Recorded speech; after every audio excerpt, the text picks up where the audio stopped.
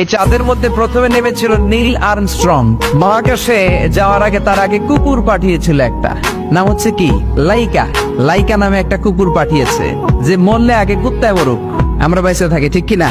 নাসার বিজ্ঞানীরা আগে কুকুর পাঠানোর পরে দেখেন আসে বেঁচে থাকে না, কারণ আপনি মাধ্যাকর্ষণ শক্তির বাইরে গেলে ওখানে কোনো বাতাস নাই, ওখানে কোনো আওয়াজ নাই, ওখানে কোনো অক্সিজেন নাই, বাঁচার পরিবেশও নাই। চিল্লায় বলেন ঠিক কিনা?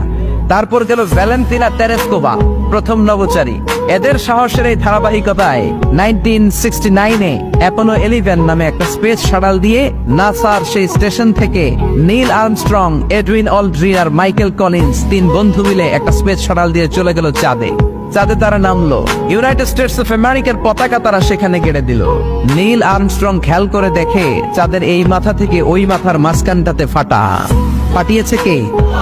সে পরবর্তীতে পৃথিবীতে এসে বিশ্বনবীর বায়োগ্রাফি পড়ে জানতে পেরেছে এটা বিশ্বনবী আঙ্গুলের ইশারায় ফাটিয়েছিলেন। পড়েন আল্লাহু আকবার। আবার চাঁদের মধ্যে সে একটা মিউজিক শুনতে পেল। কি শুনতে পেল? চমৎকার একটা মিউজিক। কিন্তু পৃথিবীতে এসে কোথাও এই মিউজিক সে পায় না, কোথাও এই মিউজিকের ক্যাসেট অ্যালবাম খুঁজে পায় না। আমেরিকার একটা প্রেয়ার হলের পাশ দিয়ে সে হেঁটে যাচ্ছে, হঠাৎ দেখে ওই মসজিদের ভেতর থেকে ওই মিউজিকটা বাজে যেটা সে চাঁদে শুনেছে।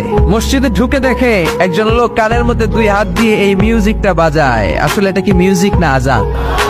সে ভিতরে ঢুকে মুয়াজ্জিনরে বলে, তুমি এত বড় সিঙ্গার, এত বড় মিউজিশিয়ান, তোমার গান, তোমার মিউজিক চাঁদেও বাজে, কি এটা? সে বলল, এটা গান নয়, এটা মিউজিক নয়, এটা হচ্ছে আজান। চিল্লায় বলেন ঠিক কিনা? সে আজানের ধ্বনি আজও আছে না নাই?